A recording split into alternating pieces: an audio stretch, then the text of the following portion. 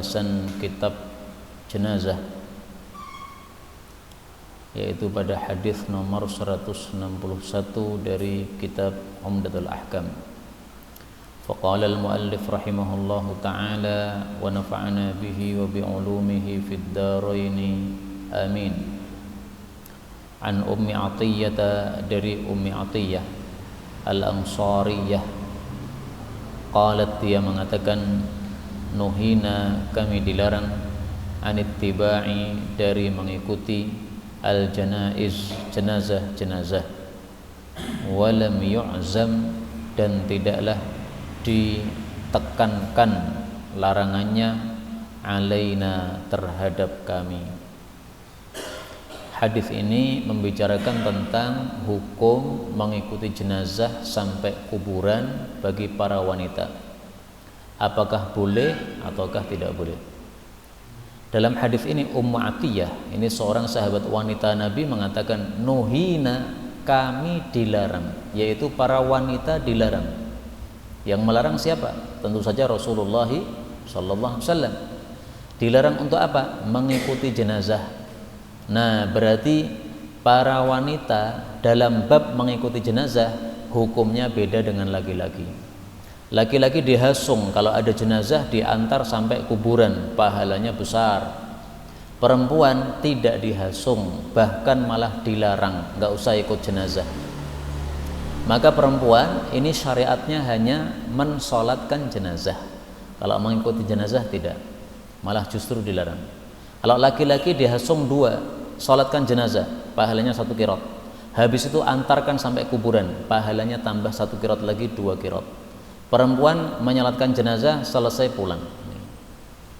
Tetapi memang saya jujur, kata-kata nuhina, kami dilarang, ini diperselisihkan hukumnya oleh para ulama. Ada 2 pendapat. Pendapat pertama mengatakan larangan ini adalah haram. Kalau wanita nekat datang ke kuburan untuk mengantar jenazah ketika dikubur, berarti dia berdosa. Kenapa dosa? Karena haram. Pendapat kedua mengatakan bahwa larangan ini hanya makruh. Makruh artinya gimana? Boleh tetapi tidak baik. Dan kata-kata walam yu'zam alaina, tidak ditekankan larangannya terhadap kami, ini berarti maksudnya adalah tidak sampai kepada haram. Maka yang mengatakan makruh itu berdasarkan kalimat ini, tidak ditekankan larangannya kepada kami, alias tidak sampai haram. Tapi kata-kata ini bukan sabda Nabi, ini hanya perkataan Ummu Athiyyah. Jadi Nabi melarang wanita untuk mengikuti jenazah, itu sudah jelas. Terus Ummu Athiyyah memahami larangan itu tidak sampai haram. Pemahaman ini bukan dari Nabi, tapi pemahaman ini dari sahabat-sahabat Nabi SAW. Sehingga wajar kalau kemudian muncul ada 2 pendapat tadi, ada yang mengatakan haram, ada yang mengatakan makruh. Terlepas mana yang lebih kuat, apakah haram ataukah makruh, jelas wanita lebih baik tidak ikut mengantar jenazah. Kenapa? Banyak mafsadatnya kalau wanita mengantar jenazah. 1, akan campur baur laki-laki dengan perempuan, padahal di dalam Islam tidak boleh campur baur. 2, wanita itu biasanya kalau mengikuti jenazah nanti akan hatinya tidak kuat, sehingga ketika melihat bapaknya dikuburkan, nanti dia akan menangis-nangis di kuburan tersebut, malah jadi perhatian orang banyak. Nah, itu yang menyebabkan wanita hukumnya dibedakan dengan laki-laki. Karena itu paling bagus wanita tidak usah ikut ke kuburan ketika mengantarkan jenazah untuk dikuburkan ini. Kalau mau ke kuburan silahkan nanti ketika ziarah, okay? 1 tahun setelah dikuburkan, ziarah kubur, silahkan. Tapi untuk mengantarkan tidak usah mengantarkan. Saya akan tampilkan di sini dalil bagi mereka yang mengatakan haram bagi wanita mengantar jenazah. Karena memang ada 2 pendapat tadi, ya. Pendapat makruh sudah kita baca hadisnya. Sekarang pendapat yang mengatakan haram, apa hadisnya, apa dalilnya?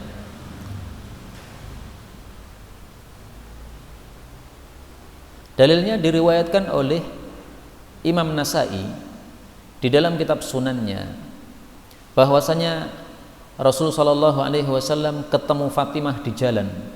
Maka Nabi menegur, "Ma akhrajaki min baitiki ya Fatimah?" Wahai Fatimah, apa yang menyebabkan kamu keluar dari rumah? Qalat, Fatimah menjawab, "Ataitu ahla hadzal mayyit." Saya mendatangi keluarga mayit ini. Fatarahamtu ilaihim wa azzaituhum bimayyitihim. Saya doakan rahmat dan saya hibur supaya mereka tidak susah. Qala, Nabi bertanya, "La'allaki, barangkali kamu balagti, sampai ma'ahum, bersama mereka, al-quda, ke kuburan?" Nabi bertanya, "Kamu sampai ke kuburan enggak?" Maka Fatimah mengatakan, "Ma'adzallah, aku berlindung kepada Allah, an akuna balagtuha, bahwa aku sampai ke kuburan. Wa qad sami'tuka tadhkuru fi dzalika ma tadhkur." Sementara saya sudah mendengar Anda, wahai bapakku, menyampaikan hadis larangan tersebut. Faqala, maka Nabi mengatakan, "Lau balagtiha ma'ahum." Andai kamu tadi sampai ke kuburan bersama orang-orang laki-laki, ma ra'aitil jannah, kamu tidak bisa melihat surga. Maksudnya apa? Masuk neraka.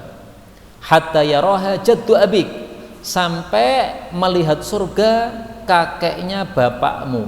Maksudnya Abdul Muttalib. Abdul Muttalib itu matinya mati kafir, sehingga dia tidak mungkin melihat surga. Nah, maka Nabi mengatakan, kalau kamu sampai ke kuburan, kamu tidak akan bisa melihat surga sampai kakekmu yang kafir itu melihat surga, padahal tidak mungkin. Ini dalil bagi mereka yang mengatakan apa? Haram wanita mengantar jenazah ke kuburan. Tapi saya jujur, hadis ini derajatnya diperselisihkan ulama.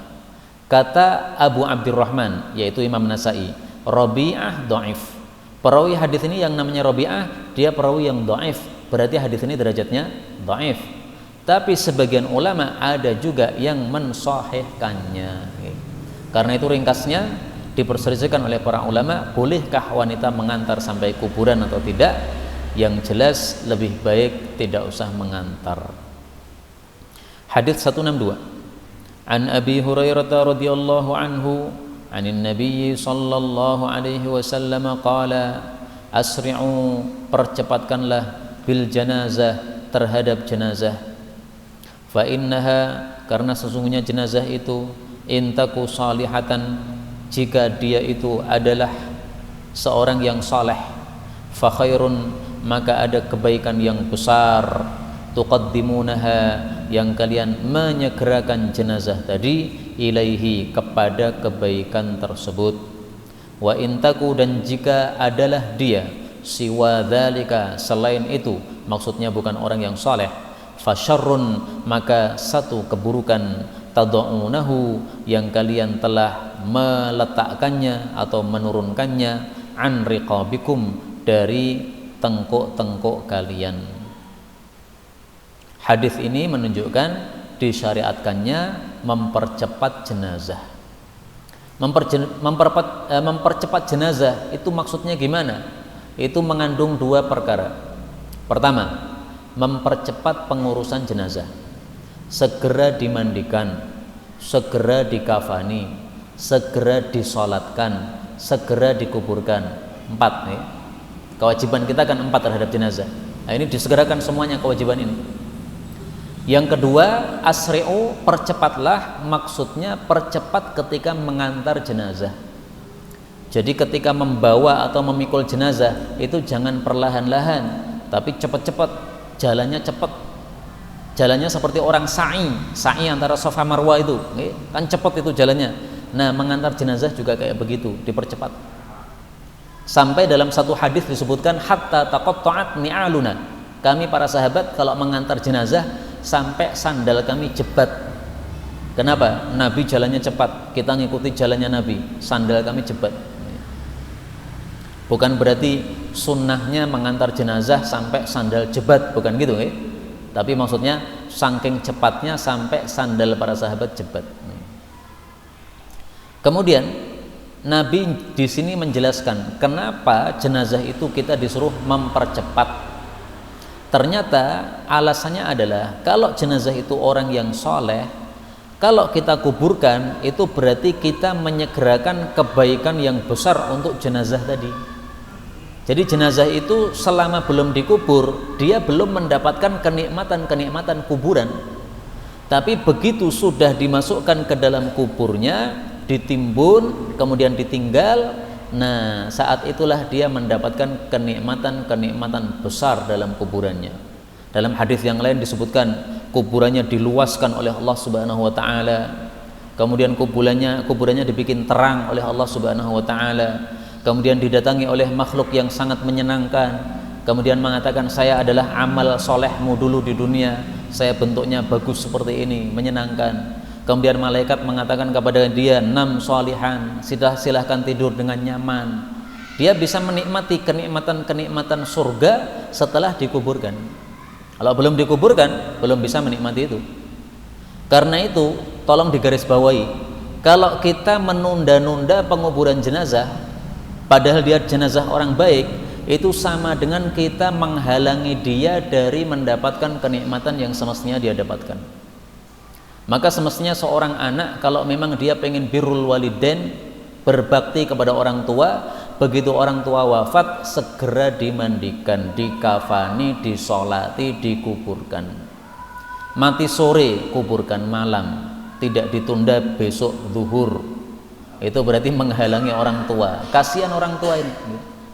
Orang tua ini sudah mengharapkan untuk mendapatkan kebaikan di kuburan, malah ditunda-tunda. Jadi ringkasnya, di dalam Islam tidak ada syariat ngembu jenazah orang neng. Syariat ngembu jenazah itu syariatnya wong Jawa nih. Kalau syariat Nabi Muhammad SAW adalah asri'u, percepatlah. Kira-kira kalau ngembu jenazah itu mempercepat atau memperlambat? Memperlambat toh nggih? Nah, itu jelas tidak sesuai dengan ajaran Nabi SAW. Karena itu orang-orang yang ngaji hadis seperti kita ini, mestinya kita harus berbeda dari orang-orang yang tidak ngaji. Nah, orang tidak ngaji ngembu jenazah ya wajar, mereka nggak paham. Kita kan sudah paham, sudah membaca hadis Nabi, sabda Nabi. Ini perintah Nabi ini. Ini bayangkan seandainya Nabi itu berada di tengah-tengah kita, kemudian Nabi mengatakan percepatlah jenazah. Apakah kita berani mengatakan kepada Nabi, ya Rasulullah besok aja ya Rasulullah, jangan tergesa-gesa? Apakah kita berani begitu? Kalau kita memang cinta Nabi, kita pasti akan taat kepada Rasulullah sallallahu alaihi wasallam. Nah sekarang kalau jenazahnya tidak baik, kalau jenazahnya tidak baik, ya, tukang mendem misalnya, maka Nabi katakan tetap disegerakan. Kenapa? Syarrun tad'unahu an raqabikum. Itu satu keburukan yang kalian segera lepaskan dari pundak kalian. Maksudnya bebanmu sudah selesai kalau kamu menguburkan jenazah. Karena jenazah itu selama belum dikuburkan itu masih jadi beban kewajiban untuk kita. Kewajiban kita apa? Setiap ada jenazah harus kita kuburkan. Enggak peduli itu kafir atau muslim. Kewajiban semua orang untuk menguburkan jenazah. Jadi tidak boleh jenazah orang kafir dibiarkan tengkleler di atas bumi, nggak boleh. Meskipun dia kafir, tetap ada kewajiban untuk dikuburkan. Okay? Nah, maka Nabi katakan di sini, kamu segera kuburkan, itu berarti tanggung jawabmu sudah selesai, sudah kamu letakkan dari pundak kamu. Okay? Kita lanjutkan hadis 163. An Samurah bin Jundubin, boleh juga dibaca Jundabin radhiyallahu anhu qala. Samurah mengatakan, "Shallaitu aku salat wara'an Nabi, di belakang Nabi sallallahu alaihi wasallam, alam ra'atin, kepada seorang wanita, jenazah wanita, matat yang mati, fi nifasiha, karena nifasnya, karena melahirkan anak. Faqama, maka Nabi berdiri, wastoha, di tengah-tengah tubuhnya jenazah tadi. Hadis ini menunjukkan tata cara imam mengimami sholat jenazah. Kalau jenazahnya perempuan, maka imamnya berdiri di tengah-tengah tubuh jenazah. Jadi menghadap ke bagian tengah tubuh jenazah, pinggulnya. Tetapi kalau laki-laki, maka dalam hadis yang lain disebutkan imamnya berdiri pada bagian kepala jenazah. Ini yang hadisnya sahih dari Rasulullah SAW. Karena itu dalam masalah ini kita tidak usah menoleh mazhab fikih yang lain. Karena dalam mazhab fikih di sini ada perselisihan pendapat. Ada yang mengatakan jenazahnya laki maupun perempuan sama saja, tetap berdiri di bagian kepala. Ada yang mengatakan jenazahnya laki perempuan sama saja, berdiri di bagian dada. Udah pendapat seperti itu nggak usah kita pakai. Kenapa? Sudah jelas ada hadis sahih dari Rasulullah sallallahu alaihi wasallam. Laki-laki jenazahnya kita berdiri di kepalanya, di depan kepalanya. Kalau perempuan maka kita berada di depan pinggulnya, bagian tengah tubuhnya.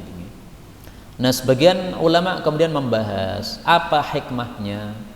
Hikmahnya memang tidak disebutkan oleh Nabi, tapi mereka mencari hikmah. Kalau kepala itu adalah anggota tubuh paling mulia, sehingga wajar kita berdiri di dekat anggota tubuh paling mulia untuk memuliakan si jenazah ini. Adapun jenazah wanita, kenapa berdiri di bagian tengahnya? Supaya lebih menutupi jenazah tadi. Karena kalau kita berdiri di kepalanya, maka bagian tubuhnya yang lain sangat-sangat terlihat. Tapi kalau kita berada di tengahnya, ini menghalangi pandangan dari jenazah tersebut. Meskipun ya bisa saja dijawab ya, kalau berdiri di tengah ya berarti bagian kiri sama kanannya itu terlihat semuanya sama aja. Ya salah kulihal para ulama membahas hikmahnya, dan kita nggak tahu hakikatnya sebenarnya hikmahnya kayak apa. Tapi yang penting inilah sunnah Rasulullah sallallahu alaihi wasallam. Kalau ada 3 jenazah, jenazah laki-laki dewasa, jenazah perempuan dewasa, dan jenazah anak-anak, bagaimana cara mengatur jenazah 3 ini? Jazakumullah khairan. Caranya adalah yang dekat dengan imam adalah laki-laki, kepalanya dipaskan tempat berdirinya imam. Kemudian jenazah baratnya lagi adalah jenazah perempuan, panggulnya dipaskan pada kepala laki-laki. Kemudian jenazah anak kecil tadi yang paling jauh dari imam, paling barat. Kalau dia jenazah laki-laki, anak laki-laki, maka kepalanya dipaskan kepala laki-laki tadi. Kalau dia adalah jenazah perempuan, maka disamakan dengan posisinya dengan jenazah perempuan tadi. Nah, sehingga urutannya jenazahnya dewasa laki-laki dewasa paling dekat sama imam, kemudian jenazah perempuan, kemudian jenazah anak-anak. Jadi tidak rapi, karena imam berdiri pas di kepala jenazah laki-laki dan pas pada pinggul perempuan tadi. Sehingga imamnya cukup sholatnya 1 kali. Boleh sholat jenazah 1 kali untuk 3 jenazah. Yang penting niatanmu untuk nyolatkan siapa? Saya mau nyolatkan 3 jenazah ini. Nah, cukup 1 kali. Seandainya mau sholat jenazah 3 kali, nggak apa-apa. Kalau 3 kali berarti naruhnya satu-satu. Sholat jenazah laki-laki ditaruh, sholatkan, selesai bawa keluar. Jenazah perempuan ditaruh, sholatkan, bawa keluar. Jenazah anak-anak ditaruh, sholatkan, bawa keluar. Bebas milih. Mau langsung 1 kali sholat untuk niatan 3 orang jenazah boleh, tapi urutannya seperti yang saya sampaikan tadi. Atau satu-satu juga diperbolehkan, silahkan, nggak ada masalah. Kemudian satu faedah yang ingin saya sebutkan di sini, seorang wanita mati karena nifas, mati karena melahirkan anak. Ini adalah satu kemuliaan bagi para wanita, para ibu-ibu. Kalau ada ibu-ibu mati karena nifas, maka matinya mati syahid, sebagaimana sabda Rasulullah sallallahu alaihi wasallam. Rasulullah sallallahu alaihi wasallam mengatakan, asy-syahadatu sab'un, mati syahid itu ada 7 macam, siwal qatli fi sabilillah, selain mati di dalam perang jihad fi sabilillah. Salah satu dari 7 itu adalah wal mar'atu tamutu bijam'in, seorang wanita mati dalam kondisi mengumpulkan bayinya dalam perutnya, jadi dalam kondisi hamil kemudian mati, atau dalam kondisi nifas mati. Nah, itu adalah syahidatun, mati syahid. Hadis riwayat Malik, Abu Dawud, dan yang lain-lainnya sahih. Kita lanjutkan hadis 164. Wa an Abi Musa al-Asy'ari, namanya adalah Abdullah bin Qais al-Asy'ari radhiyallahu anhu, anna Rasulullah, bahwasanya Rasulullah sallallahu alaihi wasallam bari'a, berlepas diri, min dari as-saliqah, wanita yang teriak-teriak ketika mendapatkan musibah, wal haliqah, dan wanita yang menggundul rambutnya ketika mendapatkan musibah, wasyaqah, dan wanita yang merobek-robek bajunya ketika mendapatkan musibah. Hadis ini menunjukkan haramnya menyikapi musibah dengan sikap yang menunjukkan tidak terima. Zaman dulu wanita-wanita kalau meratapi jenazah gara-gara bapaknya mati, ibunya mati, maka ada yang shaliqah, jerit-jerit, teriak-teriak, bengok-bengok. Haliqah, ada juga yang menggundul rambutnya, ada juga yang syakoh, ini baju tengahnya ini dirobek ini, bredet, tidak terima. Kenapa bapak saya mati? Kenapa ibu saya mati? Enggak terima. Nah, seperti ini dilaknat oleh Allah dan bari'ah. Rasulullah berlepas diri dari mereka. Ini menunjukkan dosa besar perbuatan tersebut.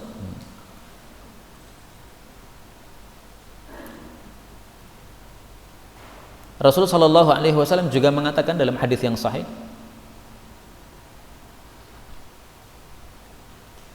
la'anallah, saya carikan yang sahih, an-naihatu, wanita yang meratapi kematian orang, idza lam tatub qabla mautiha, kalau belum sempat tobat sebelum matinya, tuqamu yaumal qiyamah, nanti dia akan diberdirikan pada hari kiamat, wa 'alaiha sirbalun min qatiranin, dia akan memakai pakaian dari tir, wa dir'un min jarabin, dan dia akan memakai baju kurung yang berupa kudis-kudis. Maksudnya seluruh tubuhnya ini akan berpenyakit kudis, naudzubillah. Ini hadis riwayat Muslim sahih. Nah, ini menunjukkan juga bahwa meratapi mayit itu termasuk dosa besar. Karena dosa besar itu definisinya dosa yang diancam dengan siksaan-siksaan di dalam neraka, termasuk seperti ini, siksaan di hari kiamat, siksaan berat seperti ini. Ini berarti dosa besar. Nah, meratap itu gimana? Meratap itu menangisi kematian seseorang sambil teriak-teriak. Itulah yang dimaksud al-shaliqah, orang yang teriak-teriak. Maka di sini beliau jelaskan as-shaliqah adalah allati, wanita yang tarfa'u sautaha, meninggikan suaranya indal musibah, ketika terjadinya musibah. Lah terus gimana yang seharusnya kita lakukan?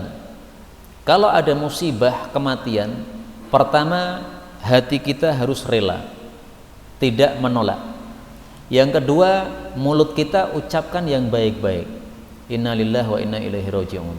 Alhamdulillahi rabbil alamin. Qaddarallah wa ma syaa fa'al. Bismillah. Ucapan-ucapan yang baik. Allahumma ajurni fi musibati wa khuluf bi khairan minha. Saya tampilkan di sini apa fadilahnya kalau kita ridho ketika kematian kerabat. Rasulullah Shallallahu Alaihi Wasallam bersabda, Innallaha ta'ala idza ahabba qauman, Allah itu kalau cinta suatu kaum ibtalahum, justru kasih ujian kepada mereka. Faman radiya falahu ridha, siapa yang ridho dengan ujian tadi, dia mendapat ridha Allah. Wa man sakhita falahu sukhtu atau falahu sakhatu, dua qiraah. Barang siapa yang murka, maka dia pun dimurkai oleh Allah. Hadis riwayat Tirmidzi. Kalau orang-orang beriman yang sudah paham, insya Allah dapat musibah ridho. Kenapa? Mau nggak mau musibah itu akan terjadi, karena musibah itu sudah ditetapkan oleh Allah sejak dulu kala sebelum diciptakan langit bumi. Jadi sebelum adanya langit bumi, semua takdirnya sudah ada catatannya. Mau nolak gimana lagi? Ibu mati ya sudah mati, wong memang sudah waktunya. Istri mati ya sudah mati, besok nikah lagi boleh, nggak ada masalah, nggak perlu nangis-nangis begitu. Oh, susah men istrinya mati, alhamdulillah bisa nikah lagi gitu. Karena selama masih ada istri malah rawan nikah meneh gitu. Wedi. Nah, ini istrinya sudah mati malah bisa nikah lagi, alhamdulillah. Rasulullah Shallallahu Alaihi Wasallam mengajarkan kita mengucapkan alhamdulillah ketika kematian anak. Tidak hanya anak ya, kematian kerabat manapun juga begitu. Rasulullah bersabda, apabila mati anak seorang hamba, Allah tanya pada para malaikatnya, kalian cabut nyawa anakku ya? Nyawa anaknya hambaku? Maka mereka mengatakan, betul. Allah bertanya lagi, kalian cabut buah hatinya? Betul. Allah bertanya lagi, apa yang diucapkan oleh hambaku tadi? Mereka jawab, hamidaka, dia memuji engkau, wastarja'a, dan mengucapkan inna lillahi wa inna ilaihi raji'un. Ini dalil jelas kematian mengucapkan alhamdulillah.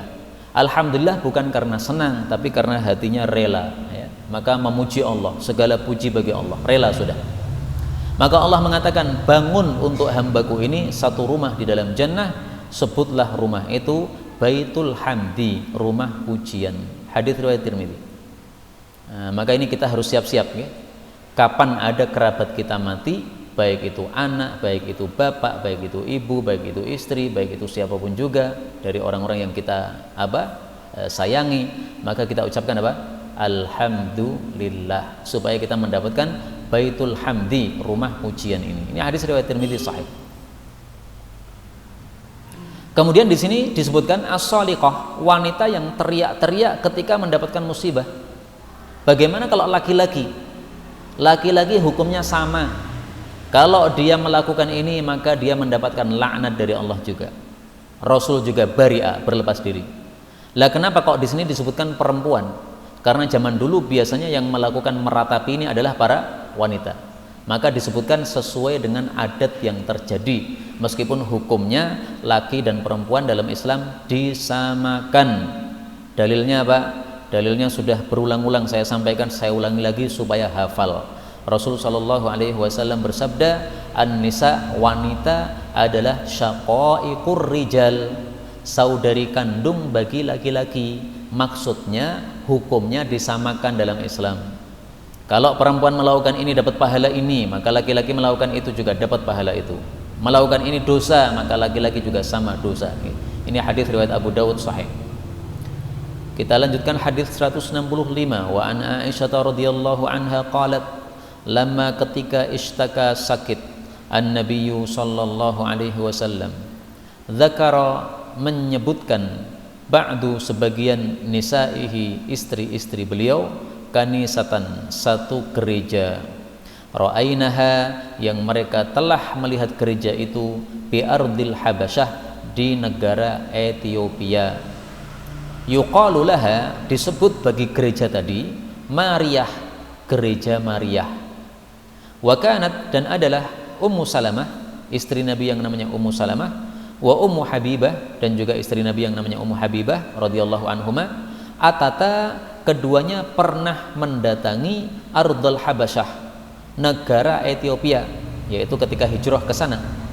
Fadzakarata, maka keduanya menyebutkan min husniha, dari bagusnya gereja tadi, wa tasawwira, dan juga patung-patung fiha, di dalam gereja itu. Farafa'a, maka Nabi mengangkat ra'sahu, kepalanya, sallallahu alaihi wasallam. Jadi maksudnya beliau duduk, mengangkat kepalanya, duduk. Wa qala, kemudian beliau bersabda, ulaika, mereka itu, idza mata, apabila mati, fihim, di tengah-tengah mereka, ar-rajulus salih, seorang laki-laki yang saleh, banau, mereka bangun, ala qabrihi, di atas kuburannya, masjidan, satu masjid tempat ibadah. Thumma sawwaru, kemudian mereka membuat patung, fihi, di dalam masjid tadi, tilka suwar, patung-patung tersebut. Ulaika, mereka itulah syirarul khalqi, makhluk-makhluk yang jelek, indallahi, di hadapan Allah subhanahu wa ta'ala. Hadis ini menunjukkan tidak bolehnya membangun masjid di atas apa? Kuburan. Dan juga menunjukkan tidak bolehnya membuat patung-patung, karena ini adalah tingkahnya orang-orang yang syirarul khalqi, orang-orang yang jelek di hadapan Allah subhanahu wa ta'ala. Tapi yang dimaksud patung di sini adalah patung makhluk bernyawa. Kalau makhluk tak bernyawa nggak apa-apa. Membuat patung mobil boleh, jadi membuat mobil-mobilan itu dijual nggak apa-apa. Membuat patung pohon silahkan. Membuat patung masjid, miniatur masjid, nggak ada masalah, ya, karena semuanya bukan makhluk bernyawa. Dan ini sudah sepakat para ulama. Para ulama sepakat patung yang dilarang patung makhluk bernyawa. Menyelisih mereka Imam Mujahid. Imam Mujahid mengatakan meskipun tidak bernyawa tetap haram, tapi ini pendapat yang janggal, tidak usah ditoleh. Baik, kita ambil beberapa faedah dari hadis ini. Faedah pertama, ishtakan Nabi, Nabi sakit. Ini maksudnya adalah sakit di akhir hayat beliau. Maka ini adalah satu pelajaran penting bagi kita. Kalau ada di antara kita sebelum wafat sakit, bergembiralah. Kenapa? berarti mati kita sama dengan matinya Rasulullah sallallahu alaihi wasallam. Rasulullah mati itu didahului dengan sakit, dan sakitnya dahsyat, bukan sakit yang biasa. Sahabat Nabi menjenguk, memegang Nabi sallallahu alaihi wasallam, panasnya 2 kali lipat dari manusia biasa. Maka mereka menegur, ya Rasulullah, panasnya ini 2 kali lipat. Maka Rasulullah bersabda, betul, bala yang diberikan oleh Allah kepada para nabi itu double daripada bala yang diberikan kepada umatnya. Maka kalau kita panas misalnya berapa derajat ya paling tinggi, itu Nabi 2 kali lipatnya.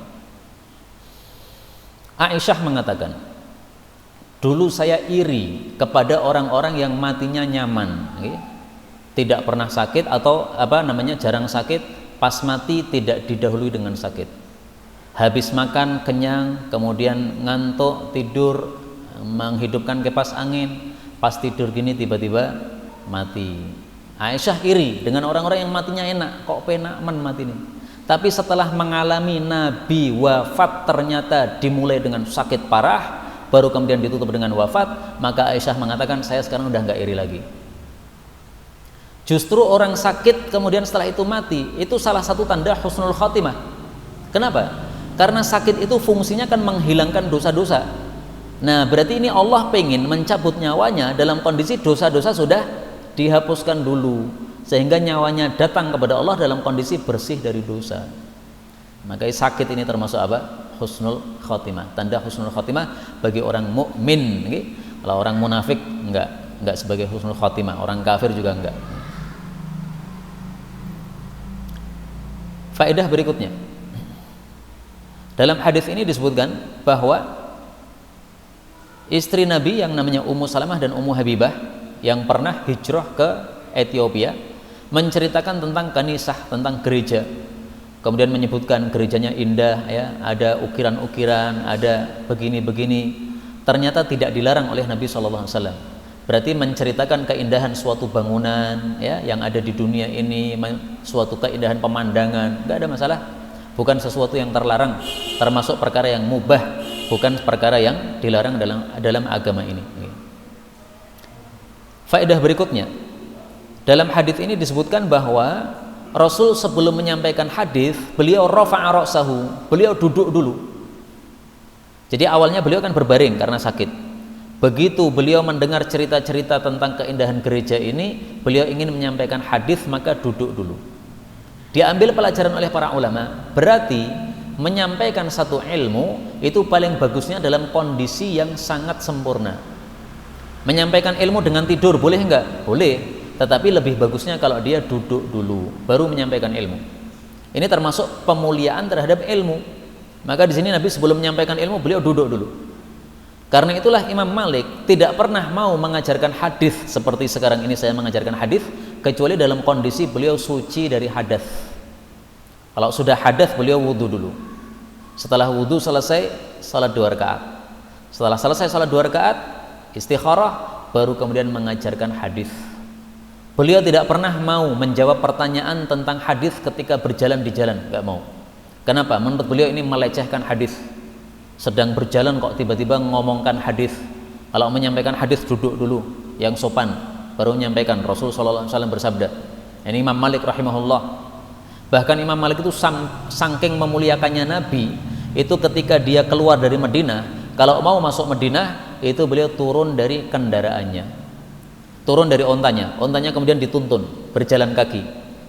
Ditegur Imam Malik, kenapa engkau berjalan kaki masuk Madinah? Apakah ada sunnahnya begitu?